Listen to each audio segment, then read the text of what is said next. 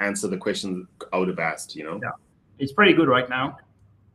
I hope it lasts. Yeah, it usually that goes south once I click go live, but All right. inshallah, it'll be okay today. Okay, so let's see. You're trying the live stream? We're live. I'm joining on my phone so I can see the stats real time.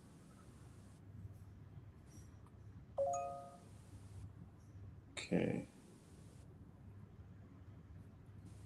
Okay, yeah, we're live.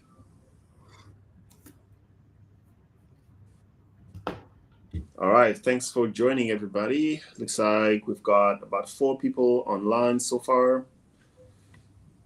Osman, how are you? Tell us where you are, Osman, and what you do. I'm guessing you're a designer. So yeah, just say hi in the comments, everyone that's joining. Tell us who you are and what you're doing.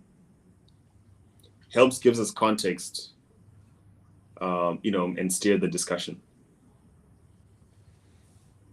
And also to note, and I'll repeat this later on once more people have joined, it's an interactive session, right? So as you hear us talk, ask Julien some questions. He's our guest. He's here to answer any questions you have about AI. Hey, Yasser. How are you doing? UX lead at DoPay. Aha, payments.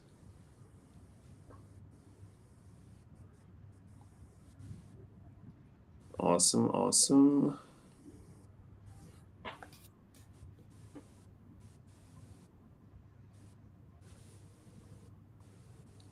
Okay, so we're just waiting for more people to join. We'll start at 6:05. We've got 10 people live so far. Hello, Hubian. How you doing? Tinashe Tsuro. How you doing, Tsuro? Good to see you, bro. Thanks for joining. Tawanda. It's nice to see some fellow Zimbabweans joining the call. Tawanda, Tinashe, how you doing, guys? Good to see you. Yeah, so the ones that joined, just let us know. Just say hi in the comments. Let us know what you do. And that'll help steer the discussion. I think we're going to have mostly designers. So that's usually how these things go. So as you guys know, we're talking about AI replacing designers. So get your questions ready. I'll be asking Julien some questions. You know what? I should really stop saying Julien. It's really Julien. That's how he used to call me, mate. It's like saying croissant. I'm sure it hurts your soul. That's right. Croissant. Okay. Kyle Sparks, how you doing? So Kyle Sparks is in branding. Cool. Humaid is one of my teammates at Adib. Thanks for joining, bro. We've got a software engineer from South Africa on the call. Very nice.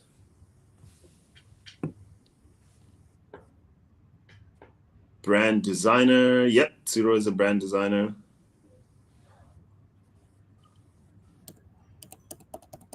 So Yasser is asking when I'm planning to come to India. Well, I've got no actual concrete plans yet, but I wanted to do a book tour in India because I've worked with a lot of people obviously from India, and I've had DMs from people from India asking about where the book is available, my Ubuntu book. So yeah, good question, Yasser. I really do want to come to India. I actually reached out to a publisher in India to see if we can distribute the book, make it easier for people to get it there. So it's on my heart. Yeah, I'll keep you posted. Mustafa, how you doing, bro? Are you still in the UK, Mustafa? Where you at? Adebanjo. So Adebanjo James, where are you based? Are you in UAE or Nigeria? All right, 6:05. We got 18 people live on the call. I think that is enough to get started. So thank you everyone for joining. We're going to talk today about, like you saw probably in the description of this live stream, the future of design. Is design as we know it dead? So I originally wanted to call it Is Design Dead? But Julien didn't want it to be controversial too much. So is design dead with a little triangle as we know it? So over to you, Julien. Tell us about yourself. Hi, Batir. Hi, everyone. Really You know, happy to be there. So I'm not going to take too long, but I'll just give you a bit of background on myself so you can understand, my point of view on all that. So I'm not a designer in any way, shape, or form. I've been in investment banking for 10 years. That's how I started my career. Then I got bored. I loved fintech, so I moved to fintech. I've been a chief risk officer in a big fintech that probably all of you know, called Revolut. Then started a consulting company in digital transformation. Then came to Abu Dhabi. That's where I met Batsy at Al Hilal. Together, we launched the digital banking app over there. Took us a year. We had great fun in designing the whole thing and launching the platform. And to be clear, Batsy was the lead designer. I had nothing to do with the design. I was always impressed with his work and what you could do with, some methodology around design and a scientific approach to it, which kind of drew me to, okay, design is important. And then, the last 3 years, I was chief operating officer at a company called Gift. Gift is a company that provides loyalty solutions. So, all the point stuff that you see in the marketplace to redeem your point, Gift is one of the global leader in providing the software of banks to do that. And my job, COO. So I had plenty of teams over there, including all the product teams. So also interacted with a lot of designers, much less skilled than our host today. But I've got quite a good grasp of the process of designing in sort of your modern product team context. So that's where I am, and I left this company a few months ago to start my own thing. So I'm building an AI platform, like probably everyone on this stream is doing right now. Everyone and their grandmother is building AI. Everyone and their grandmother is building an AI platform and is meeting with AI agents. So I'm doing that too, and here I am. So yeah, and I think that's the right move, because there's this parallel between the kind of .com era when the internet started and everyone was getting into the internet. It's the same thing. Like, we're in the AI era, and if you're not trying to at least participate in that space, I think you're missing out on like opportunity to really ride a really big wave. Thanks for that intro, Julien. So we're gonna get right into it. So like I said, if you guys have questions for him, feel free to ask him, but I'll get things started and kind of lay the foundation of what we're going to talk about, because this all started when I wrote a post on LinkedIn and Julien replied, and he mentioned that he's working on a startup. He's a co-founder of a startup, AI startup, and they are currently building a piece of software without any designers at all. So he mentioned that he's using Cursor to do this. So Cursor is an AI startup that you can look up online, cursor.com. And essentially, it's a platform that allows you to write code using kind of natural language. It's a great tool as a kind of assistant for engineers. But what I found interesting is Julien's use case, where you can actually circumvent the need for UI, UX, and product designers using Cursor as well. I'd always seen it as like a tool for developers. So talk to us about how you're doing this, Julien. So what is the structure of your team look like? How are you plugging into Cursor? And maybe to start from the beginning, what inspired you to go that route in the first place? So to go that routine, so I'm not. It's still a bit under wraps, so I'm not gonna talk about the specific of the product that we're building. Um, but it's a friend and myself, realizing that a lot of friends of us had the same problem. We figured out that building a platform based on agentic AI could solve that problem quite efficiently. So that came from it. Now, when you build a digital product, AI agent or not, you do that through the web. And to do that through the web, you currently need a browser or a mobile app, right? And basically, that means that we're building a web app. So it's not a mobile app, it's a web app, to be clear. And this web app, it's got some CRUD stuff, what you guys probably do a lot of the time. A lot of web apps, they're about, nicely doing CRUD, right? Modifying data, reading, updating, deleting data through a user interface. And so there's quite a lot of that to it to start with. And then there is a chat element to it, and we're trying to build kind of a new user experience where you get the dual functionalities of being able to do CRUD and other type of actions through an AI agent, through chat, natural language, but also your typical, UI UX where you want to, update a field or some stuff like that.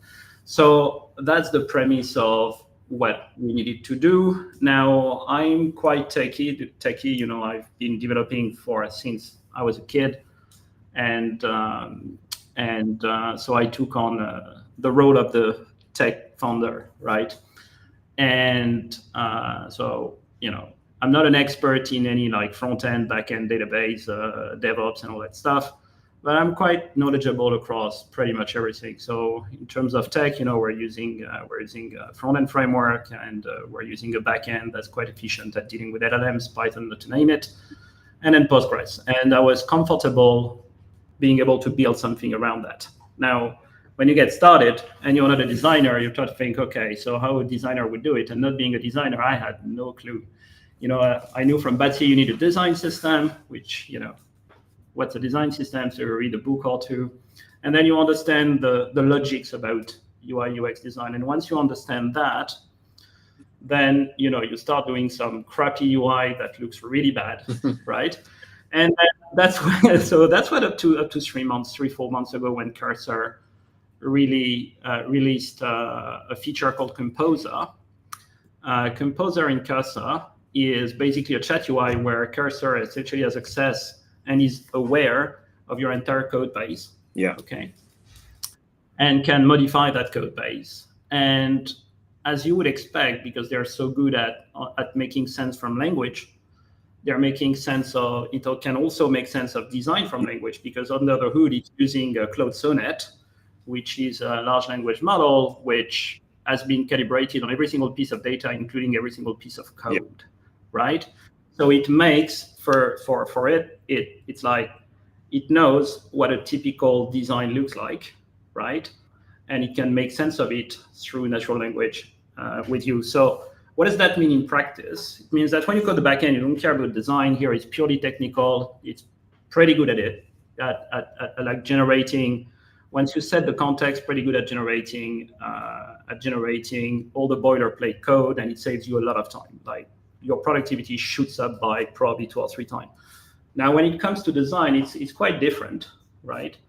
The way I was looking at it is the process was, okay, I'm not going to be able to do a design that I will be willing to release, even have an MVP and not look like, not look like I don't know what I'm doing. So I started interacting with, Composer to try to help me design the different UI and UX element. And so, lots of trial and errors. At the end of the day, I think now we've got a pretty efficient process, and I'm gonna give you the main step of that process. Number one, you need to ground the LLM. What that means is you need to write files, plain English, about what the app does, okay, and what the main features are, right? and then a little bit of technical. Okay, how do you do it? Do you React, Svelte, Vue.js, and are you using just pure CSS, or do you want to use Tailwind, all that sort of stuff? And then the UI library that you're using, if you're using one, in this case, you use ChatCN, and it's very good. It understands all it. It's been trained on it, so it knows how to code it. And once you've grounded it this way, then essentially you're saying, okay, let's go in feature one. Okay, he said, okay, the user needs to do X, Y, Z. Let's go to level 2. It needs to do that. That's the business use case. What should the UX look like, right? And then it give me 3 possibilities. And it says, oh, we could have 2 screens, and it could be one screen to another screen. You click on that, and it goes there. Or you could do everything on one screen, or you could do that. 3 different kind of broad UX possibilities. And then you say, okay, I think I prefer number 2. Go at number 2 and design something basic. So is this first response visual, or it's still? Oh, it's still you talk until you tell it, okay, do visual. And then it basically gets you a visual, which looks pretty basic, okay? It's not always on point. Sometimes there are coding errors, but mostly coding errors, right? So you fix them and you end up with something that is, between dull and fine, right? Then what you do is, well, I forgot a step, is that first you need to agree with him, okay, what's going to be the design token? And then, with ChatCN, I don't know if you guys are used to working with ChatCN, but I got a built-in design token where you set everything from the primary, secondary color, the size of the character, the font, and, the radius and all that stuff. You can pretty much do it. It's not going to be revolutionary, but, you say, okay, this is what my company does. Which color should I choose? And, the contrast, check all that stuff. And you end up with sort of, something that you guys could put together in 20 minutes. It can also put it together in 20 minutes. And it's fine as sort of basic design token.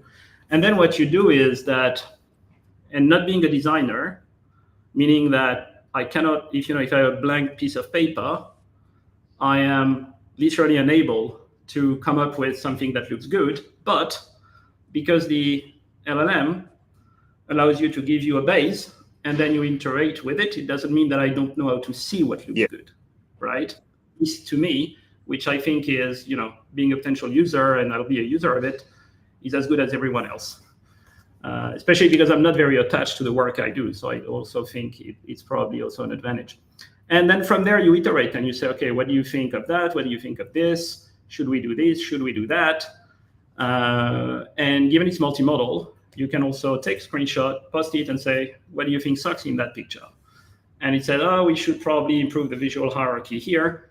And at the end of the day, you end up with, you have to trust me here, you end up with a result which, I would have been completely unable to do, that can be delivered much faster than if I hired a designer who would have done Figma. Because here the thing is, you already have the code. If you got like mock APIs or mock data on the back end, then you got working versions like this. You get an iteration on your working version, and it's by Figma. I mean, Figma is your local host, and you test the thing, right? So that's kind of what it looked like, and it worked. I mean, astonishingly well. So where do you think some of the gaps are currently, and how quickly do you think companies like Cursor can close those gaps?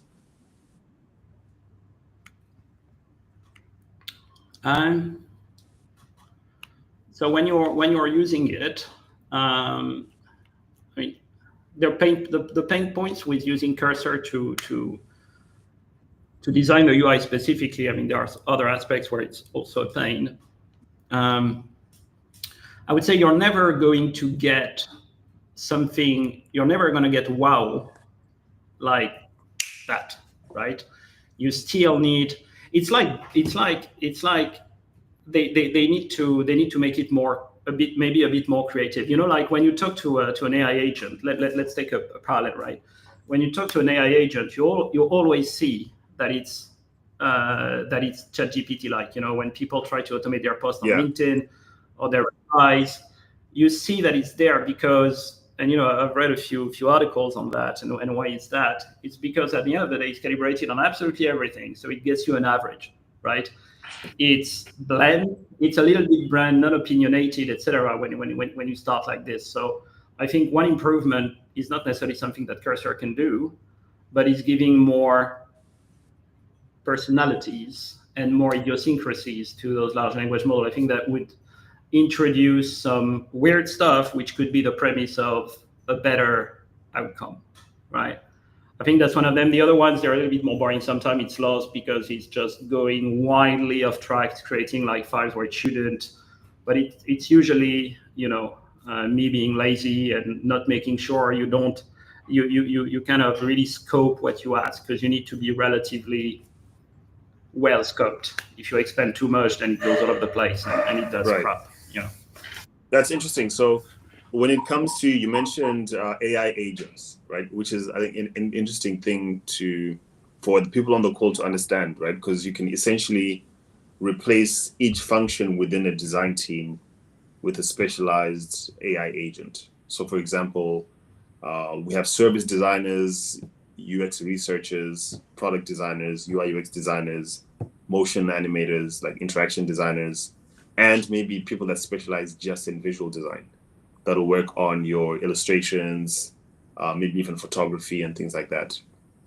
How do you see each of these verticals I just mentioned plugging into your company once it matures past what you're doing now?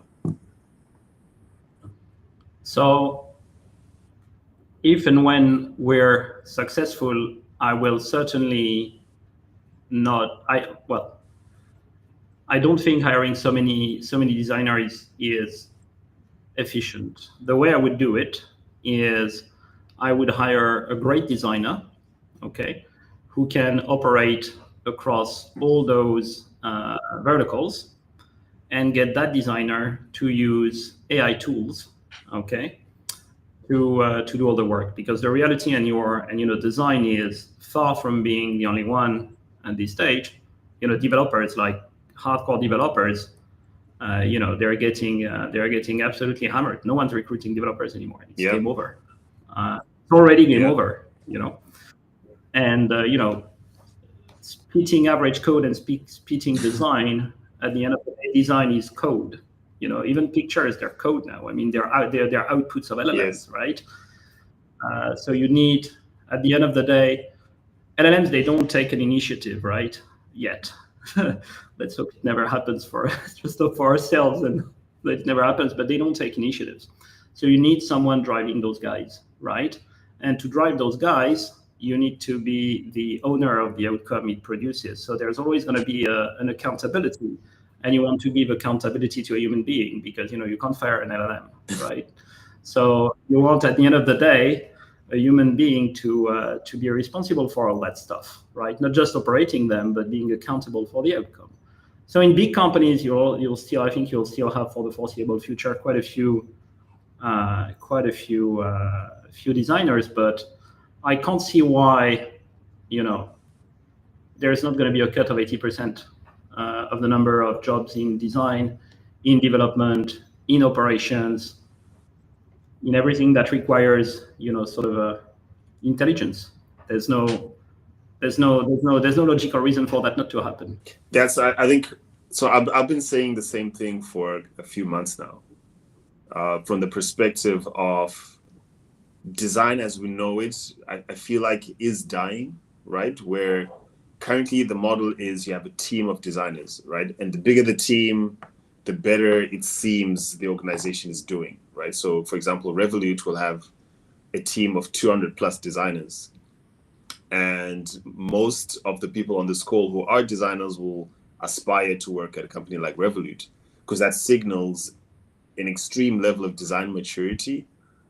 Because obviously they're not all just UI UX designers, right? You don't have 200 UI UX designers. It's you learn a lot when you join an organization like that. It signals a level of maturity. But where I think what you're saying is where things are going, the level of maturity will actually be measured by the small number of senior talented designers you have, and how you're able to enable those designers using the tools that will automate a lot of the design functions being taken up by those 200 designers. So, for example, Revolut that has 200 designers might end up only needing 10 that use 6 or 7 AI tools and have those at their disposal. Similarly, with your engineers, you won't have that. You need that many engineers because all the work that design teams are doing are essentially aligned with the decisions that the LLM is producing, right? So you're making decisions based on what the AI tools are creating, and what the AI tools are creating translates to code. So you don't need engineers necessarily to code what's being built on Figma. So it's interesting to what would you say for designers who are currently, I would say mid to senior, right? Because even if you are senior, there's going to be a smaller pool of jobs available for seniors. You don't need 10 seniors in a company now. You only need one, right? So what would you say to the designers on the call now? Before we move on to the engineers, what would you say to designers? What does their kind of role look like in the next 3-4 years? What do they need to do? I think it depends if you work in if you like to work in startups or if you like to work in big companies. I've worked in both. I've worked in big banks and I've worked in startups or scale-ups. I think, well, especially in this country, it's going to take some time for big companies to move on the design side of things. On the developer side of things, maybe a little bit less, but you're kind of safe for a couple of years. I think safe-ish for a couple of years, and then things are going to accelerate because they're going to lose competitiveness to the new entrants, and they're going to freak out. Same way as when you have like fintechs, right? Now it's going to be AI tech, and they're going to realize that they're not going to be competitive anymore. If you work in smaller companies, and I mean, like either pre or post product market fit, pre-post revenue, I think there are huge opportunities, but obviously there's going to be a bit less of them.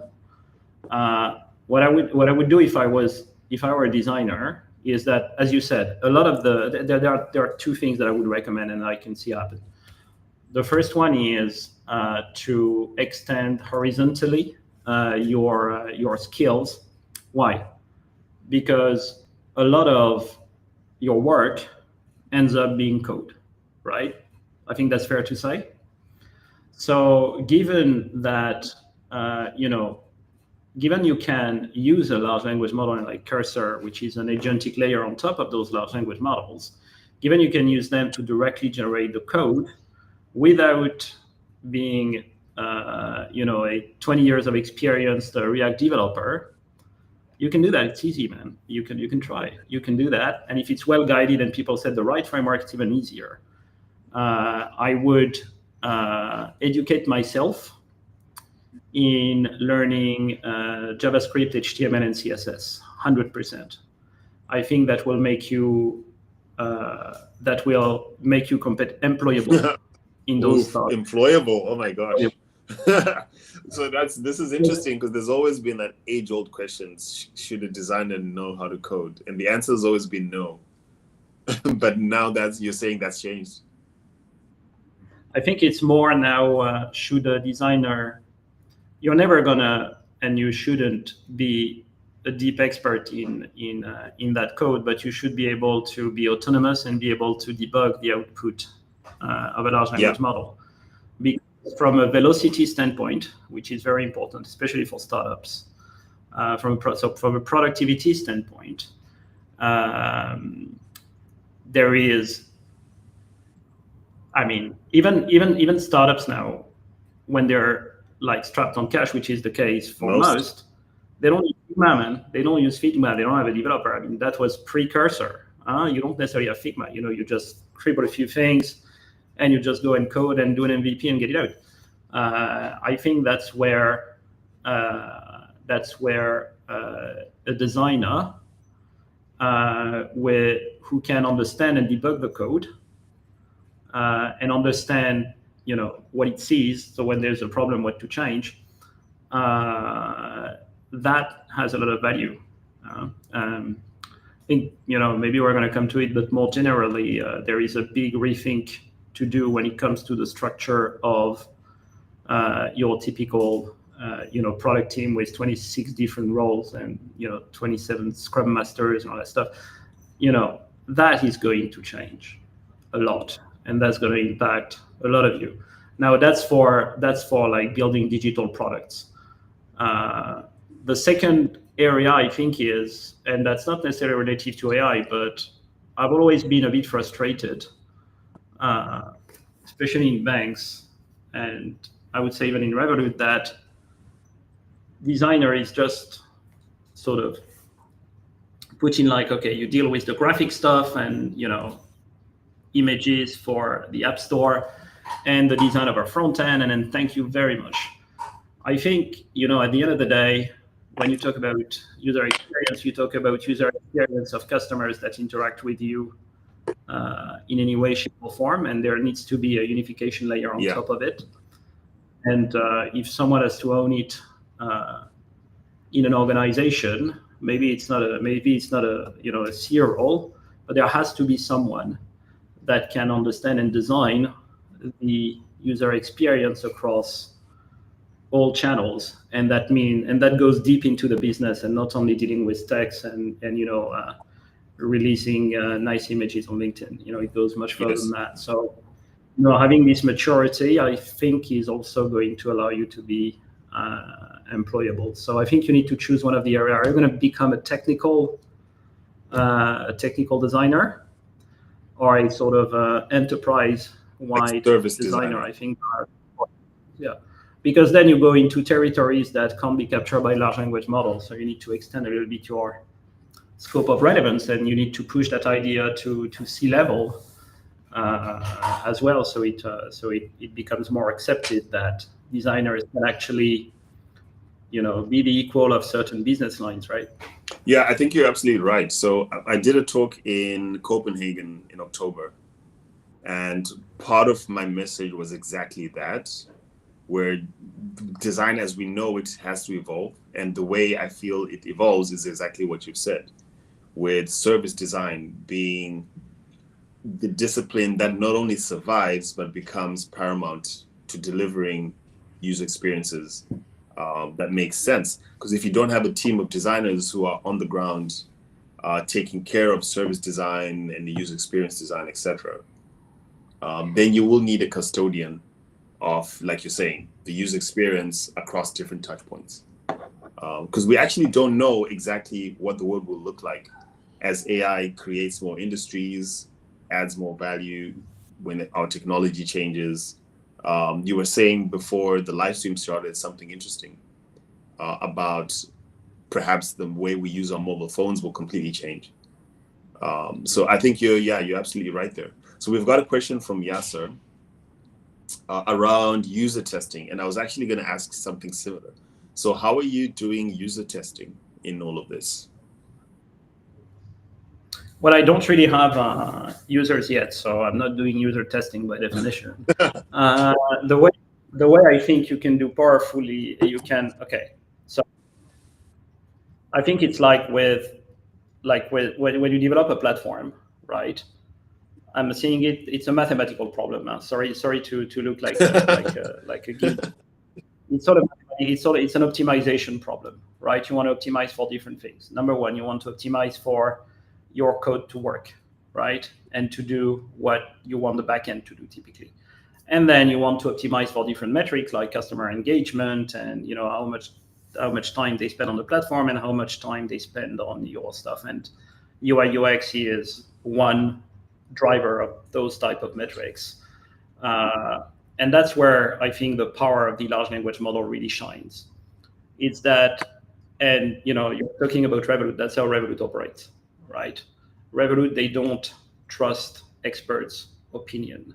So because you're Betsy or because you're any one of you, if you go and say, oh, this design looks good, trust me, I'm the expert, this is not go down very well. You have to demonstrate it in terms of KPIs and metrics. And that's why LLMs are good, because they can iterate a lot across the domain space of what's possible in terms of UI UX. And you all know A/B testing, I'm sure. So you just need to extend A/B testing, and you A/B test across 1,000 users here. You can A/B test 100 different ways of doing your UI UX. Obviously, you're not going to test 100, but you can test 3, 4, 5. You look at the metrics, you pick the best. You can even automate that process.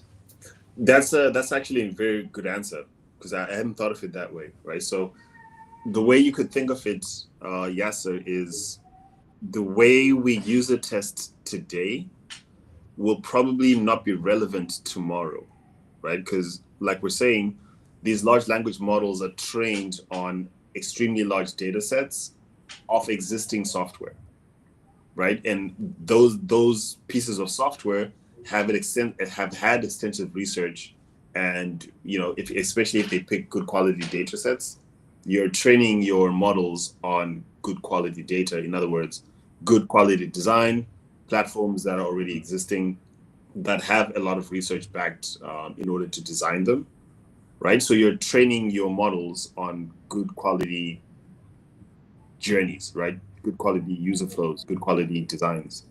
And if it's generating designs based on that data set, you can infer, especially like Julian saying, for your MVP, that it'll be good enough to get out of the gate without necessarily having to do the user testing we do today. But once you're out in the wild, your platform is being used by customers, even better, now you can A/B test. I could say limitless number of design options, right? Because this system can generate designs much faster than any human designer could. So it's actually an interesting paradigm where even user testing as we know it today might not be relevant as we go forward. We've got another question here around. So Hubian is saying basically a design engineer would be faster and be able to handle the AI agent better. So this is around the point you made about a designer needing to know a little bit of code. Yes, because at the end of the day, when you guys are using Figma right now, there's no code. I mean, it's also a skill to use Figma. I've tried, I failed miserably because I understand code and I'm not good at that sort of stuff. But it's just a different skill. Ultimately your tools, instead of just being Figma, it is going to be VS Code. Well, in which you are going to talk to a large language model, which is going to generate code, and you're going to see the outcome of that code as a UI in the browser directly working. All right, and you're going to iterate on that stuff. So you need, a lot of. So code is central, right? It's going to be code first. It's not just going to be nice pictures and nice wireframes on Figma. So you need to be at least proficient in understanding what's going on, and you don't need to know all the in-depth workings of React or be a JavaScript guru. No, but you need to know enough to understand what's possible and what's going on. Wonderful question from Colin the Catalyst. What are the skills would you recommend to learn in addition to AI? For example, he assumes project management will always be relevant.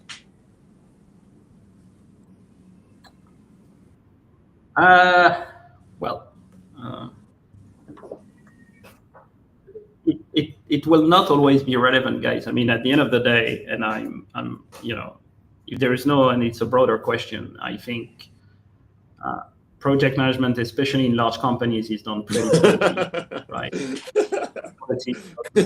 Lots of stuff. So you said, not me. I think it's not even pretty poorly. I mean, it's the PMO. The PMO in big organization is just you don't want to deal with those guys, right? And my point is, no, project management. I think it's going to be one of the difficult function to automate and to delegate to large language models, but someone's going to crack it. Someone's going to become very rich, and someone's going to make companies much more productive. Take Trello, right? We use Trello. You move the freaking cards, right? Or Jira, you move the stuff, or whatever people use for project management. ClickUp, Monday, you name it.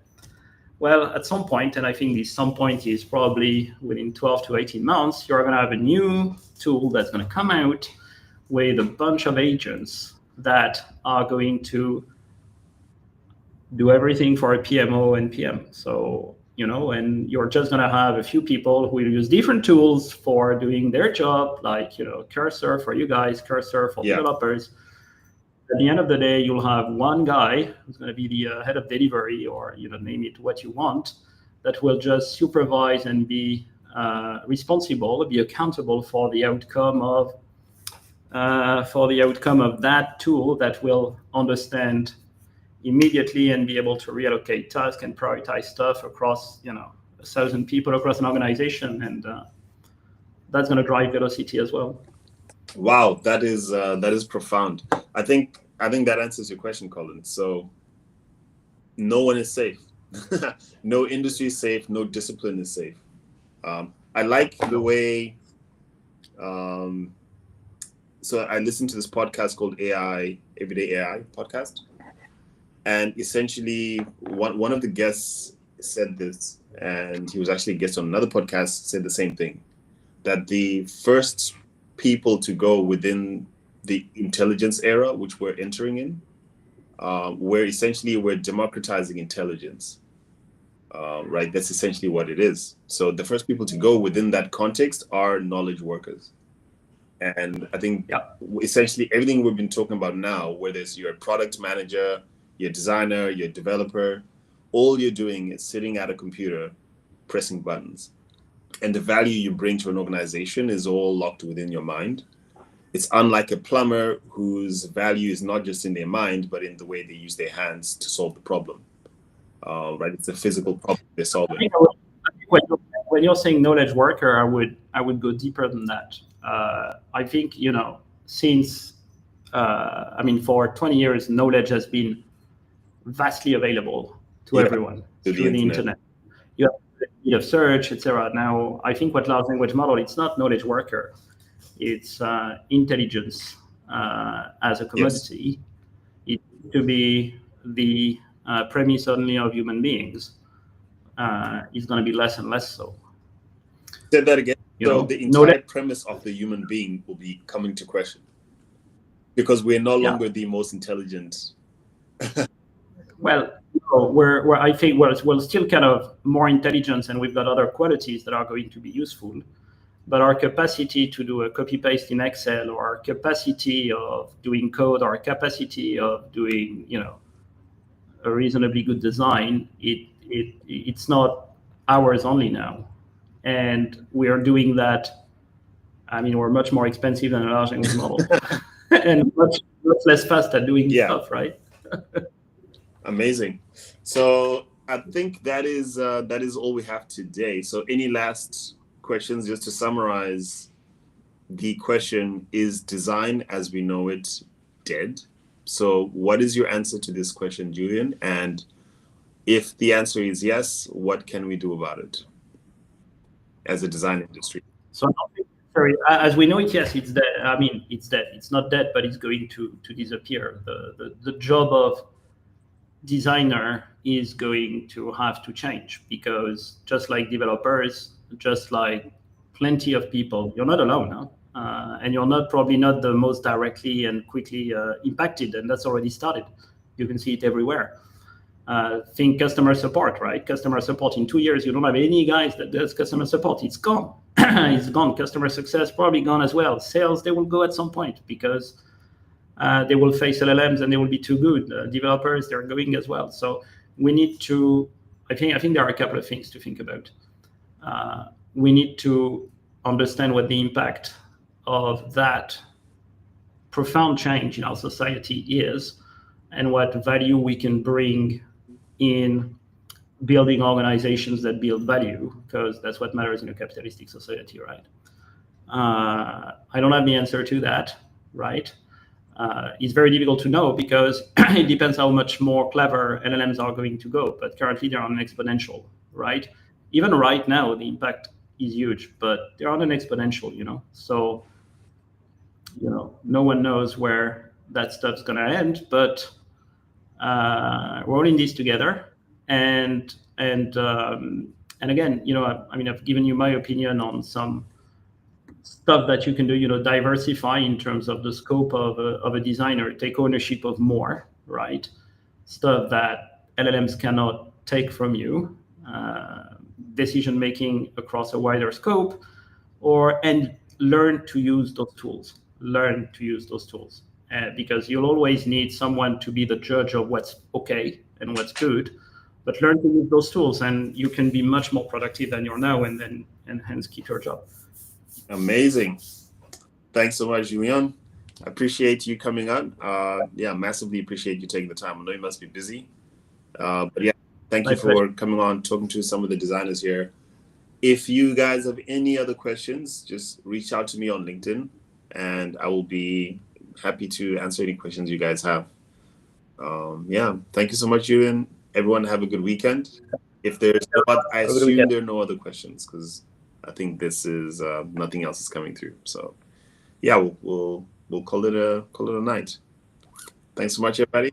Take care. Thanks. Bye.